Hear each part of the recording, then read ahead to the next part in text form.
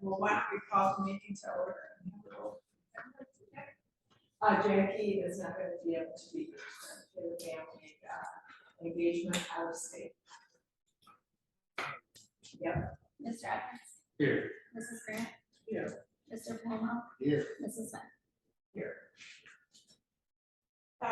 We have been, we have had an opportunity to look at the agenda for this evening. Are there any, could I have a motion to approve the agenda as presented? So moved. Second. Okay. Any conversation about that? Hearing none, the roll please. Mr. Edwards? Yes. Mrs. Grant? Yes. Mr. Palumbo? Yes. Mrs. Smith? Yes. We also received a copy of the minutes from our last meeting on July 19th. Is there a motion to approve those minutes as submitted? I move. Moved by Israel, second. Second. Kent. Roll please. Mr. Palumbo? Yes. Mr. Edwards? Yes. Mrs. Grant? Yes. Mrs. Smith? Yes. Very good. We'll move on to the sponsors. Lot to report. Very, very slow month always in August. So we don't have anything that's pressing there. And we're just, right now, as I updated everybody in the monthly meeting agenda last week, we're just in a situation of just trying to get everything organized for this year. Now keep in mind, and maybe I didn't state this in July, we have to proceed as normal until the, okay from the state with our 2-year reprieve of all of the items. So we're expecting that to come probably in September, October. So we will prepare and get everything ready in August and early September like we always do. But what that could impact is the site visits. We won't have to do that in late October, early November. And then a lot of other items. So, we don't have to do a whole lot here early in the year anyways. So we probably will know our rating and us getting exempted from a lot of stuff before that really starts to ramp up. Okay, and Steve, would you report to the board where we stand on our corrective action plan? We are standing good because July was a big month for a few of those things. And the committee for the food and allergy. Yeah, so we had 3 items that were addressed in the corrective action plan. One was the credit card. We had a report which we did last month that we bonus points or bonus cash from our credit cards. So that was resolved. The other 2 items then was the food allergy policy. We had approved that earlier in the school year. However, we did not have a committee that involved parents that was put together, which apparently is part of the process that needs to take place before that policy is approved. So we're in the next couple months ahead here, we're going to put together a committee, getting some parents involved on that, and then seeing if there's anything we need to revise on that policy. And then after that meeting takes place, we will have the policy approved again, whether there's changes or there's no changes made at the time. And then the third corrective action plan was the community seal. So we have policy for our community service seal, which is our locally defined seal for the new graduation requirements. However, we need to have, I believe, local language, and you're going to check on Yeah, that. and I was supposed to call Brian late last week, but we ended up not being able to hook up. So that was one of my questions, was the locally defined language. What exactly do I have? So you'll follow up. Yeah. We were, like I said, we were supposed to talk last Friday at 2 p.m. and it just never happened. So I will tell you that whatever that is, I know it's not a pressing issue because I believe, if I'm not mistaken, the first class to use the seals is the 23 class, so next June's graduated class. Is that correct? So, And then the new incoming freshmen, kind of digressing, but still kind of, they need to have a financial literacy credit now of graduation. So, you know, that graduation requirement changes a little bit from time to time.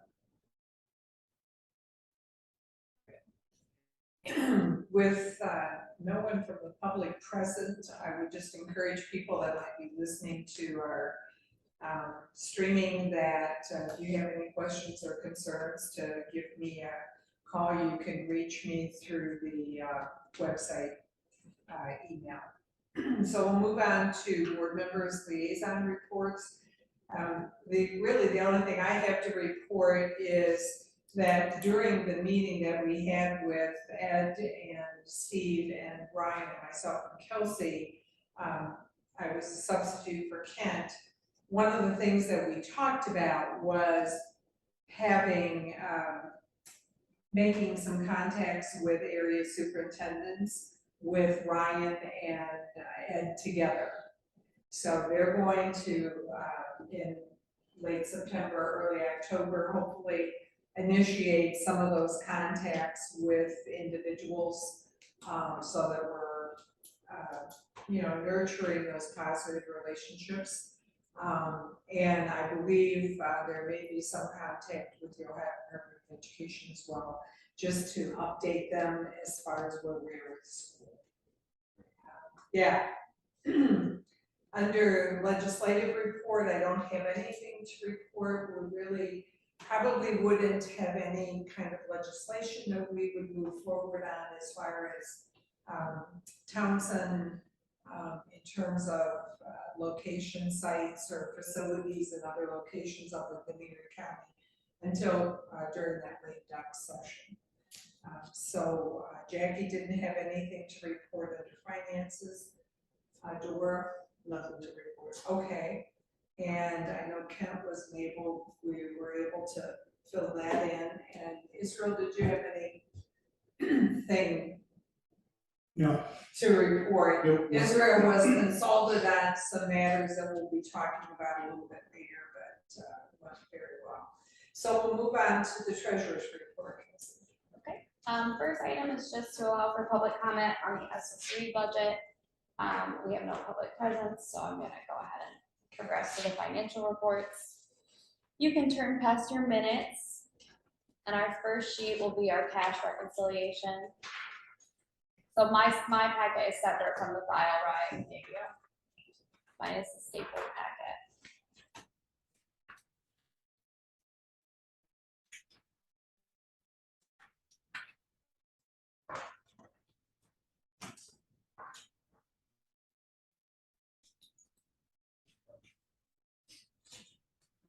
Lost $1,000.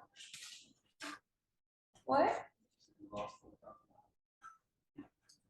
We didn't lose $4,000. 5,934.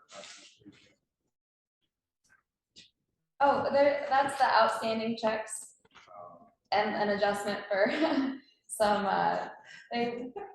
She was a little I shocked know. by that, wasn't she? I was like, I don't know what you mean. No, that's just the outstanding checks, and then, so Savista Bank charged our account fee. There's a monthly account fee, and they charged it to the payroll account, and then they refunded it, and they were supposed to take it out of the main account. Instead of taking it out of the main account, they also refunded it there. So it looked like our account was $65 higher than what it should have been, so that's that $65 adjustment. They have since taken it off, thankfully, but you can see we ended the month with a little bit over 5.9 million. On the next page, for disbursement summary and outstanding disbursement summary, there really wasn't anything out of the norm. So if there are no questions, I'm going to go ahead and move on to our spreadsheet. A couple of things that I'd like to note on the spreadsheet.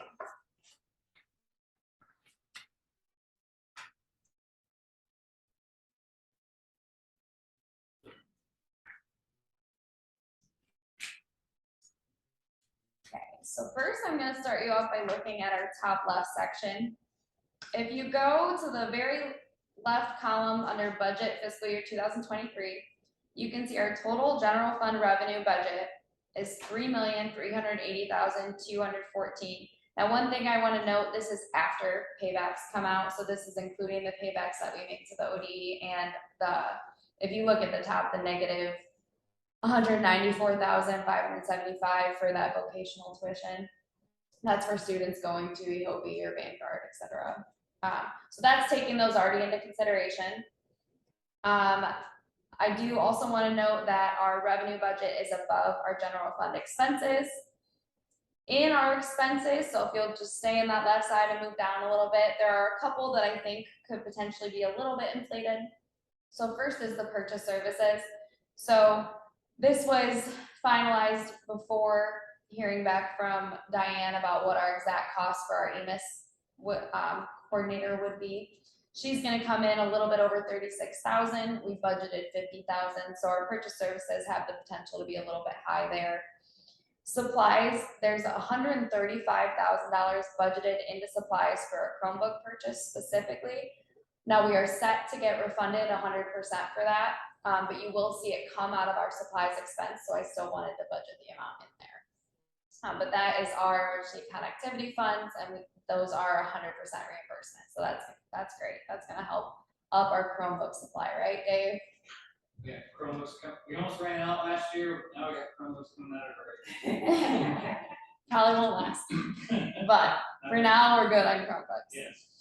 In our top right section, you can see our revenue for the month, again, was high. I'm actually gonna touch a little bit further into this when we look at our state payment. So the only other things that I wanted to know under the bottom right category, you'll see our benefits were very, very low. Betty normally comes in, like she would have come in July 31st. Because of her vacation, she came in August 2nd, so there was no medical bill paid in July, it was paid August 2nd. So you're gonna see a little bit inflated expenses for that reason in August, and that's gonna balance out those benefits. It'll balance out them coming in short this month. Also, under other objects, you can see 0%. We paid our July Margaretta bill at the very end of June, and that was to go toward maintenance of effort because we code just a small portion of our shared services as our special ed transportation. We quote a very small percentage of that, and I wanted it to go toward our maintenance of effort. So we paid it in June, and then we paid the August bill in August. So there was no bill paid in July, and our, I believe it's our sponsor fee gets paid out of the other objects category. So that's why that's a 0% for this month.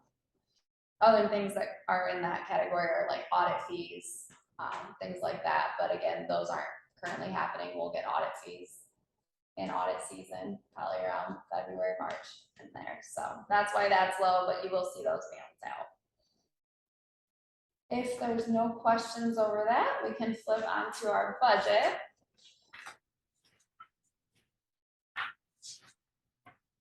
So this is our full general fund budget for the first 4 pages. And then the next page or 2 is the grant budgets. And that's where you'll see item D under my report for the recommendation to approve fiscal year 2023 appropriations and spending plan of the general fund at $3,102,355, total of all funds coming in at $4,703,953. So these are all broken down by code, but they're also sectioned off for the general fund and for the grants. It allows you to see how much is going toward each of those expenses. Does anybody have any questions specifically over the budget? I know it's pretty small print. It was kind of the best I could get it to come out. Is there any reference that there was a question on any of the line items that we could determine what they would be, or would it be something we would just come to you for? Oh, and that would probably be something you'd have to just come to me for. I don't have like a key made up or anything for the Okay. codes. For what? A lot of them I do know pretty quickly. If you have any specific questions. I don't. Okay. The grant budgets, if you want to skip ahead a little bit, you'll see, so I think the first 4 pages are the general funds. And then at the top of the grants, top left, you'll see ESSER. Kelsey, can I just back up, just to bring to the board's attention? So when we look at Medicare, for example, So we're expending $1,752 for the year. 17,000. 17,523, sorry. Yeah, it's for the For the fiscal year. year.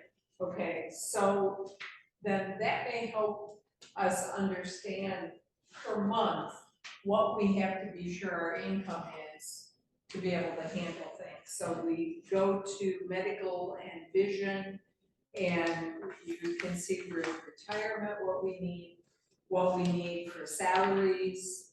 We have that total up there. I just think that's helpful to get an idea when we talk about, do we have enough money, do we not have enough money? This will be helpful, I think. So, thank you. Yes. One thing that I took into consideration under our grants budget page, the next 2 pages, I did look at our total expenses out of ESSER, and I took 20% of what we are planning to spend in ESSER this year. Now, the ESSER grant is very different, as you all know, it fluctuates a lot. We have new expenses come up, and if we can put them into ESSER, we typically do, just because that money is here right now. They gave it out for COVID. So that has potential to go up, but the 20% of this total is about $226,285. I looked at how much our tutors are predicted to cost us, which comes in a little under $150. Some of the other items that I would code as being going toward learning loss, because 20% of our ESSER 3 expenses. Now, we're currently still in ESSER 2, but I just wanted to start taking a look. I wanted to plan ahead for ESSER 3 because we will break into it this year. So 20% has to go toward learning loss. Some other expenses that I will be applying toward that are AT&T bill. So all of our cell phones and data and contacting students, contacting parents, contacting students when they're doing remote learning, tutoring that way, that kind of thing. Our Verizon bills are internet provided for students at home. The VLA project that allows us to more accurately track our attendance. Both Charlene and Barb, as they deal with student success plans and getting transcripts entered in a timely manner, we're identifying where students are coming to us at, what gaps they may have, and then any Chromebook purchases as well. So I do feel like we're gonna meet the 20%. I did reach out to my ESSER grant contact and just asked her for a little bit more detail on how they want it tracked, what kind of documentation that they want. It doesn't seem that it's gonna be too complex. It's basically what you put into your budget in the CCIP app, the website for the ODE. And then the kind of documentation that they want to further provide is just, purchase orders, invoices, things like that. So I will probably just maintain a separate spreadsheet like I did with our disadvantaged pupil impact funding, and just keep a close eye on which invoices I feel like apply to it. And I'll just make sure that the budget we put in the CCIP coincides with the invoices coming in. If you look all the way to the right on the second page of the grant budget, you'll see the total is a little over 1.5 million. If you recall, on our 5-year forecast, our grant reimbursement that we anticipated was a little bit lower than that. There is potential for that to be a little bit lower. One of the things I budgeted in IDEA, you'll see a side note on the IDEA budget, that if we would need to hire someone halfway through the year, I would like to put that intervention specialist into IDEA. So there's a little bit extra budgeted in there, but also, like I said, there's potential for more ESSER expenses to come out of this. So it could go up, it could go down, but as of this budget, that's where we anticipate the grant reimbursement to be for these expenses. Even with the lower anticipated grant reimbursement that we have on our 5-year forecast, we were still coming in positive for the year. So that is good to know. And finally, we've got our August payment. Now I want to talk a little bit about our revenue, because we've talked about this last month as well, but where they have us coming in at is not what we're going to see for the rest of the year. They're currently still funding us at 507.57 students. That was our FTE that we're being funded at. We will see that drop when we go to our actual attendance, when it's based on how much the students are doing, what their actual attendance percentages are. If you look, it's the third column, the annual amount.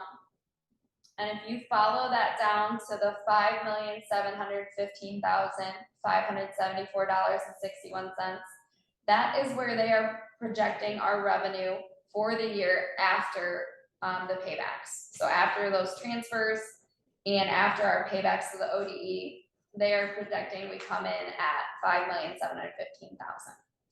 If you take 68% of that, which 68% is a reasonable estimation for our FTE, it's reasonable that our kids have about 68% attendance overall. It comes to $3,886,590.73. Now, however, I actually took our July payment and they give a detailed base cost funding report where they basically show you the formula for how they calculate your base cost funding. And then they do the same thing with the rest of your funding. So your funding is made up of your base cost, which is a separate calculation, your special education, your disadvantaged pupil impact aid, your English learners, and then your career tech, and then also your facilities funding. So I went through and with the 507.57 FTE that they had us at in July, I took about 68% of that and I went through and I did their entire formula. And when you actually calculate it out that way, it comes under just doing that generic 68%. It actually comes to about 3.5 million. So that's lower than what it is if we just take a very ballpark percentage estimate. Now, on our spreadsheet, our revenue budget was $3,380,214 after the paybacks.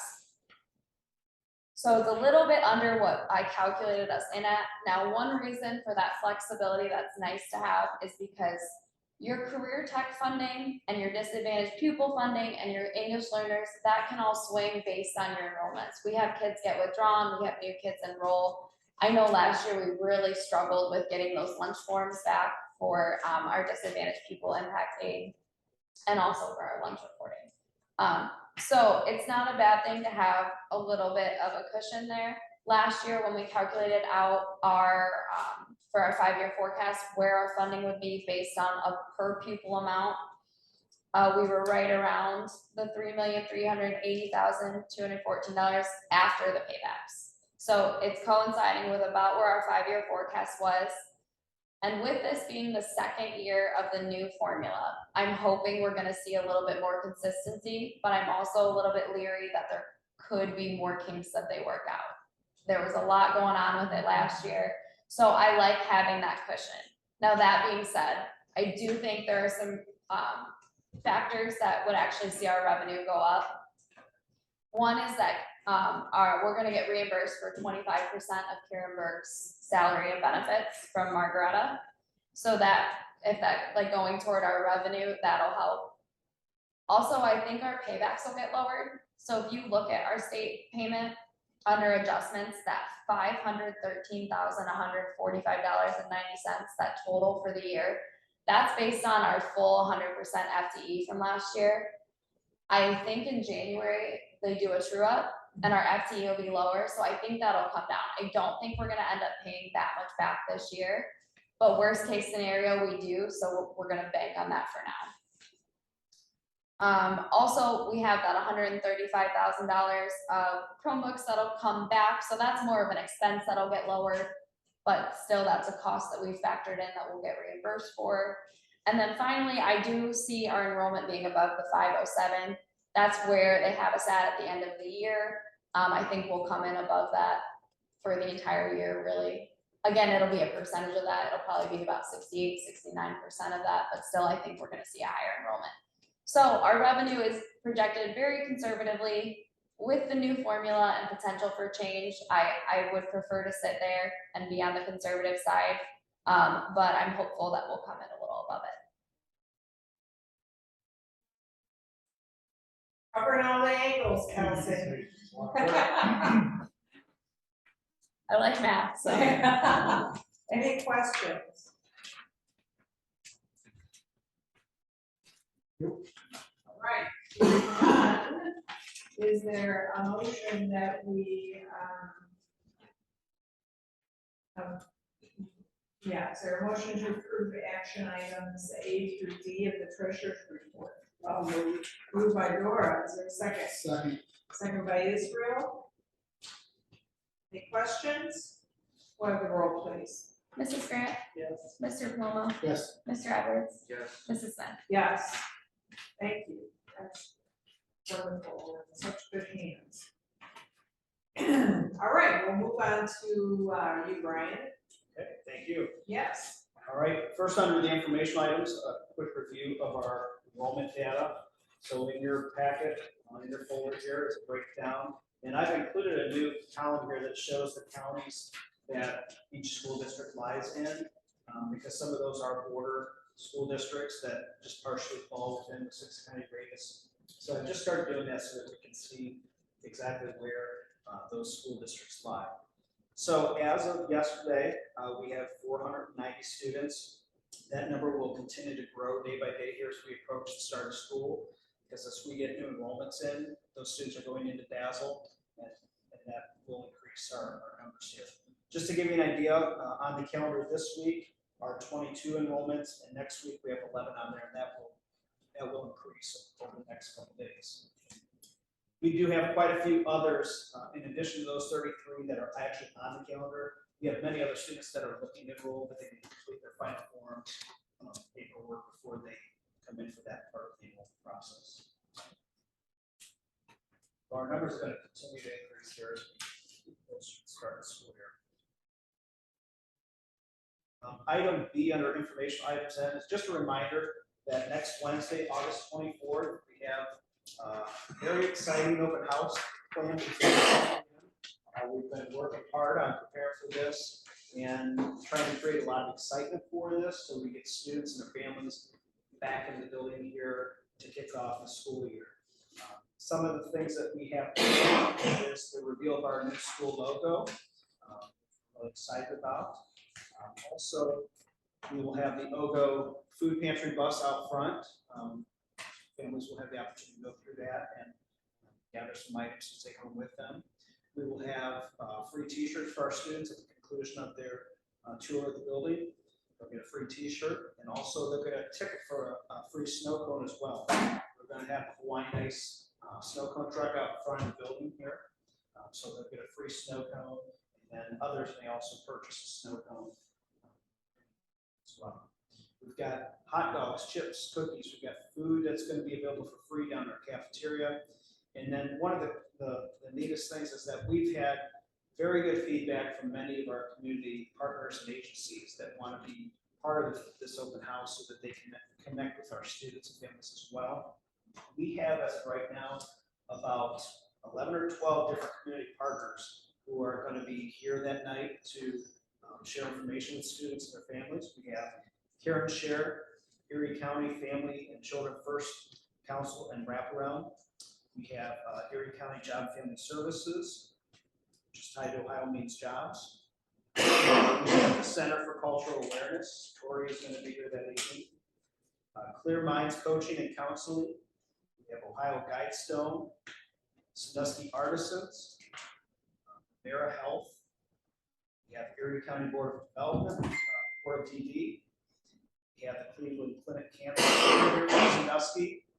And then our new counselor through Family Health Services is going to be here. So Family Health Services will be represented. And then our school nurse also through the Erie County Health Department will be here, so they will be represented as well. So we've had a very good response from the community partners. Really excited about this. I think they're excited as well to have this opportunity to come and get in front of our families and provide them with resources that will benefit them. I had asked Brian if he would entertain the notion of having board members have some kind of role or responsibility for part of that night.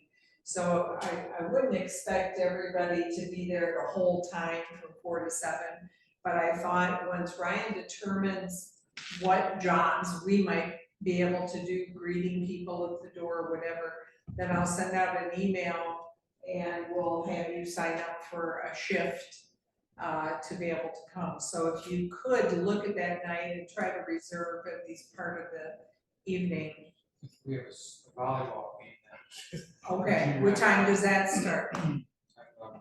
That's a good question. Okay, and is it home or away?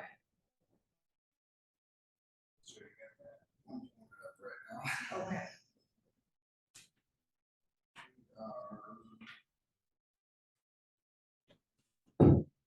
we are at Perkins. Okay. So maybe if you care to come, like even at 3:30, if that'd be possible, then just stay here for till 4:30 or something, 4 o'clock even. I think it'd be really good for the staff and for these partners to see that the board members are here. You think that'd be doable? I think we better actually, Later? because they'll play at 4:30. We'll be here till 7. Yeah. Okay, okay, So all right. it's been Well, a long I time since don't I've have been anybody to junior plan high about it. volleyball game, I don't remember. And I'm leaving out of town, I'll see what time my train leaves. Okay, okay. And I already talked to Jackie and she'll plan on trying to. Yeah. So, okay, very good. Well, we'll be in communication before that. I'll be here. So the next, document in your folder is a scavenger hunt that we have basically that will help guide students and their families through the building that evening. But also it's gonna help those students get to the key areas of the building that where we need them to see different things, such as our totes, TCS totes. What that is our new OGO food pantry that we have downstairs, where each week students will have the opportunity to take some food home with them for their families. I forget the acronym that Carrie Bernard came up with the terminology totes, but that's what that is, our food program through the OGO. And then we have, they're gonna go upstairs, computer lab, make sure that they've got their final forms completed, and make sure that they remember how to log into VLA. If they need a password, we can help them with those things. And you can see here, I won't go through all these, but basically they're gonna go through the building, they're gonna complete these tasks, and as they complete these tasks, they're gonna get a gold star on each of the tasks. And then at the end, after they go through and they visit our community partners and get stickers from them, they will then go to our social studies lab, which is where they're going to redeem their scavenger hunt card for their free t-shirt and their free snow cone card. So this is a win-win. We're getting them to learn about the important things they need to be successful to start the school year off. They're hitting the different areas of the building. They're visiting our community partners, and then at the end, they'll get their free t-shirt and snow cone, plus the free food that we have. Just a quick question, is, that free and reduced lunch form, is that on final forms?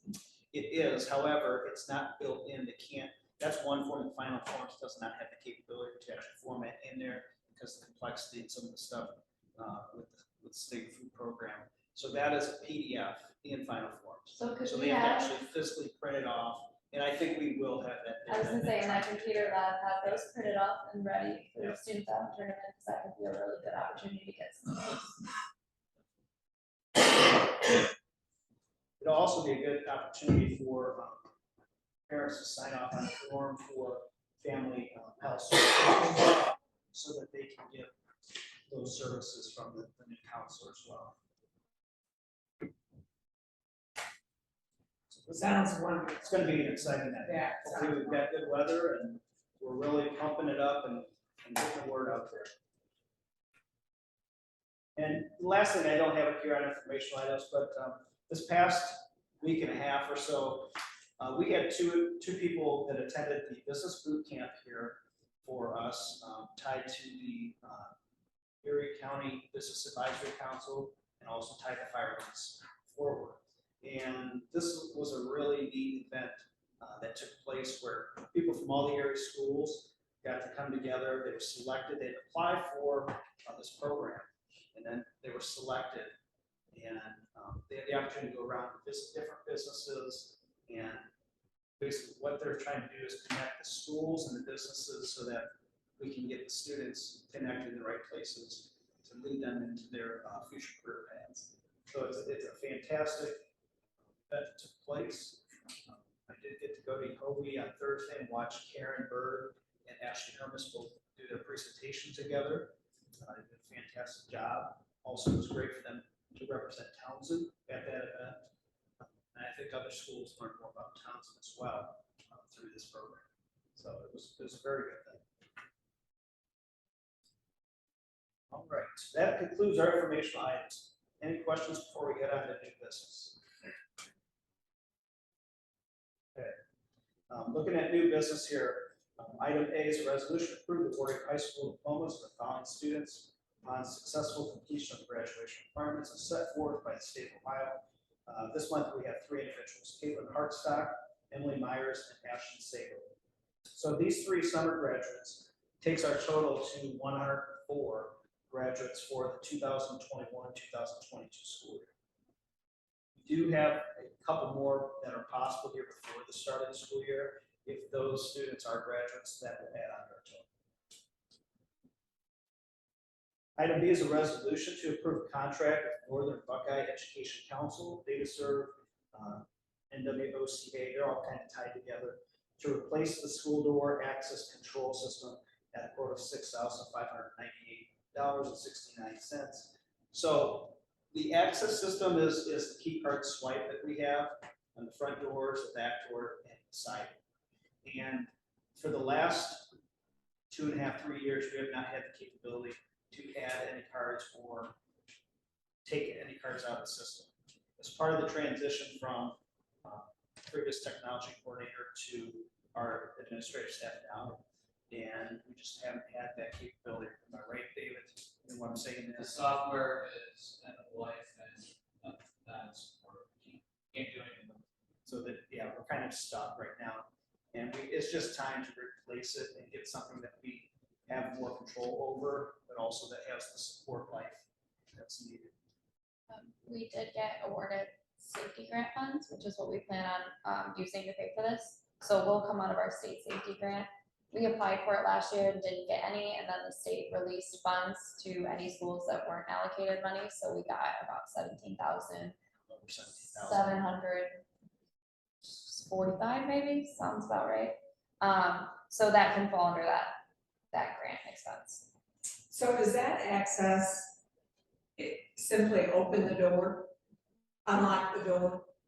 Or does it also register the student so they don't have to register at the kiosk or No, sign it does not. in? This would just be for door entry. Okay, just for door entry. We would still have the touch screen kiosks. Okay. That'll be separate. And that includes moving a button or something for the person sitting at the desk? So that's separate. We had approved that already. RJBEC's going to install a 3rd buzzer for us, which Right. is what Becky Reed had, Okay, is at the front door. We have one currently in Robin and Tori's office in the front, but they're not always going to be necessarily by the buzzer. So RJBEC is going to install that. They installed the other 2. And then DataServe would be installing the access system. And Dave, you want to talk a little bit more about that? The buzzer is independent, the buzzer overrides this. okay, So when this is turned, when the doors are locked, the folks at the front door can unlock it, lock it, okay, it's an extra layer of security, so when Okay. somebody comes in, they're in the vestibule, they don't walk in both doors. yes, yeah. So the buzzer is gonna prevent them from coming, they can come into the vestibule, they won't be able to. So who's ever monitoring the front, is the buzzer. Okay, so is there a need for students then to use their cards when they come into the building, when they come off the bus, for example? No, the students will not need a card to access the doors. So we can lock those doors, and then when we know the buses are coming, we can have the door open for the bus, and then we can lock it. And then if a student comes up, let's say as an individual student that got dropped off, they can push the buzzer system, and then Becky, Robin, Okay, or so Tori. so who will have cards? This is for staff. Okay, For staff. just for staff, all right. It'll also record who's in the building, what time. Okay, So, The rest of that safety grant, we had talked about potentially doing an update to the cameras. There's not enough to do a full update. We talked about maybe just doing some. That RJBEC buzzer is budgeted to come out of the general fund, but it is in there. And we could use safety funds, I guess, and Over and pay for the RJBEC. yeah, if we wanted to like wait on the cameras and maybe apply for those for next year's expense with potentially the resource officer. I know we were gonna request more funds because the high expense of the resource officer. But I just wanted to know, I just double checked to make sure it is listed as a deck buzzer. It's right in our general fund, so it was budgeted for. It's not an unplanned expense. I should also add that the door security system will tie into the new cameras. So one of my goals is we have like all these little silos of all this different technology that doesn't talk to each other. Yeah. So when we add the door, like right now, we have 2 different camera systems and a separate security system. So all of this is gonna work in concert. So if you do something, they're going to one console, they can see door cameras.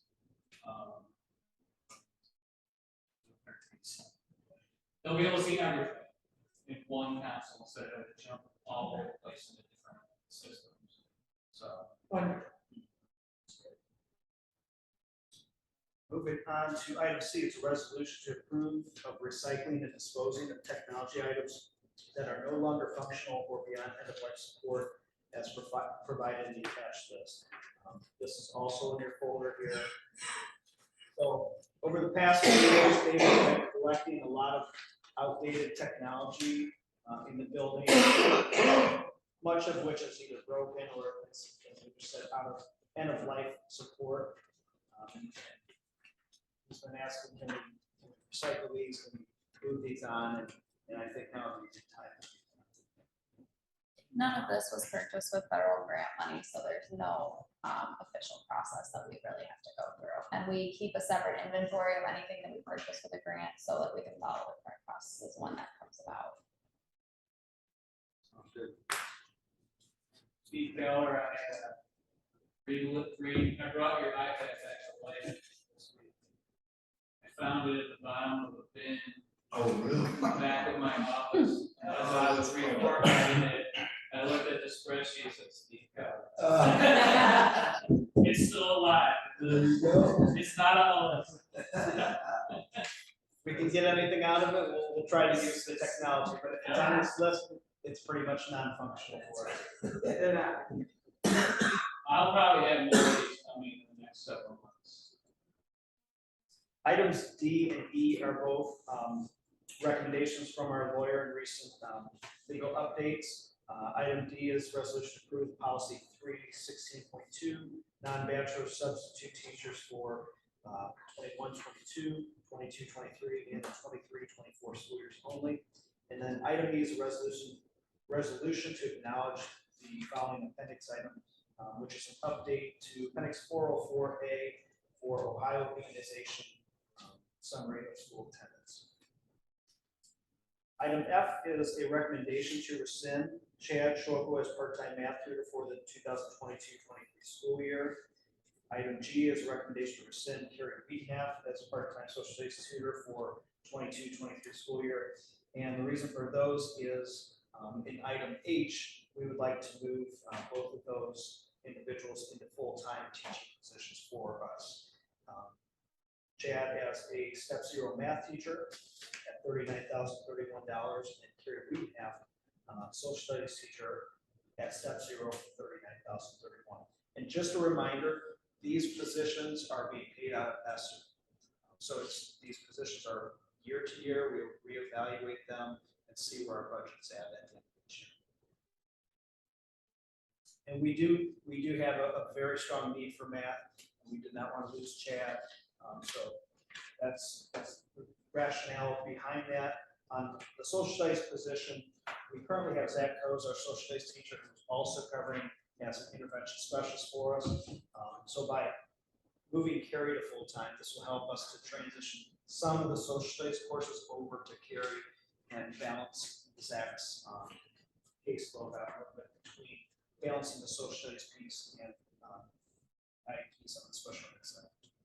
Just to know, I did check on his contract, and it just says it means teacher, but that's how they all are. But his attached exhibit A was for intervention specialist.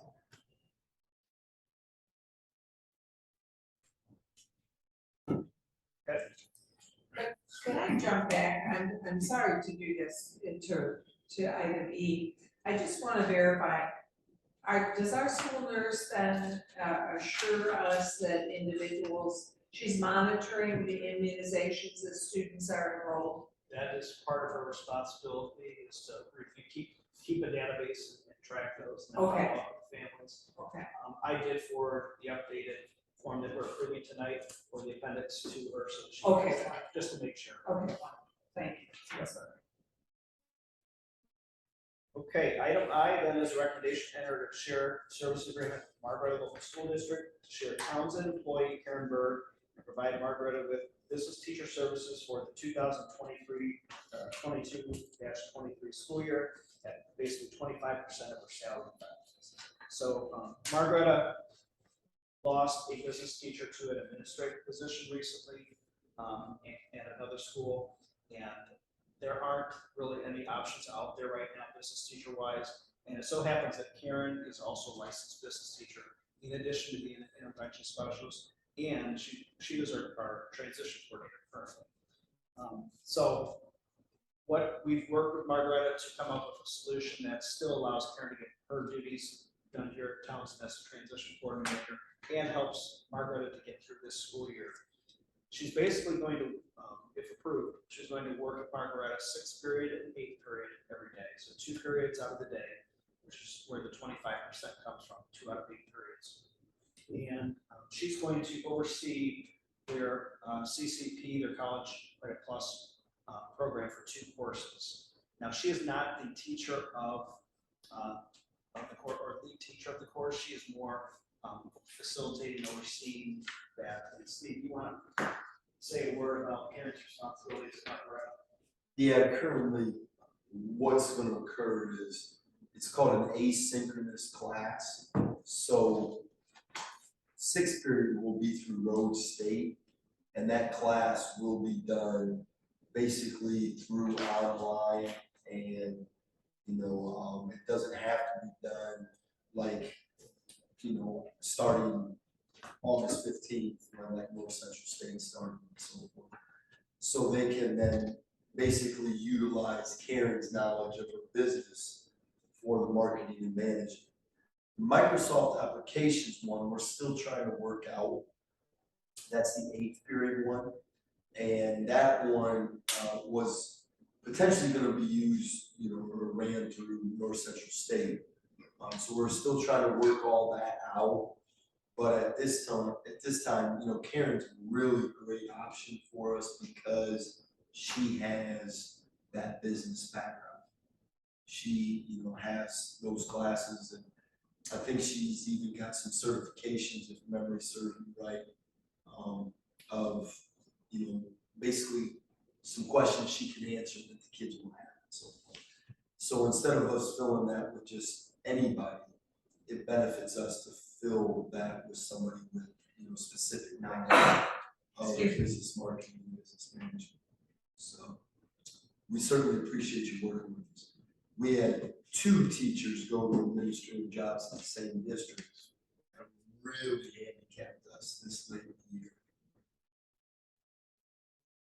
I just want to stress that this is a 1-year situation where we're working with Margaret on sharing her for this year to help them get through this year, and then they will look to probably fill that with a full-time business teacher next year. Okay, and that's the final item that I have for items A through I.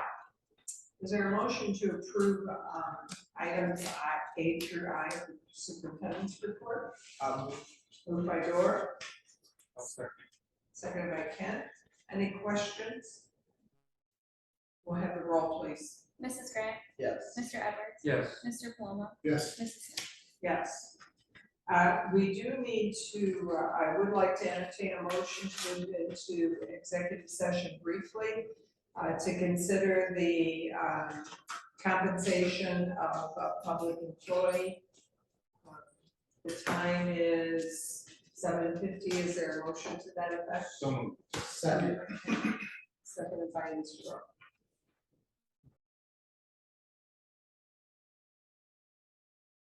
All right, we're coming out of executive session with no action taken. It is 8:08. And I would like to entertain a motion to amend our vacation day policy so that it states as follows. Each full-time administrator is granted vacation days according to their contract, including their Exhibit B. By the end of a given contract year, administrators may accumulate a maximum of 45 unused vacation days that are transferable to the following contract year. Administrators shall notify the treasurer of their intent to sell back up to a total of 7 unused vacation days by June 30th of the given contract year, including upon resignation or termination, at their daily rate by dividing the employee's annual salary by their number of contracted days and multiplied by the number of contracted unused vacation days not to exceed 7. Is there a motion to amend the vacation day policy 381.3? So moved. Second. Moved by Kent, seconded by Dora.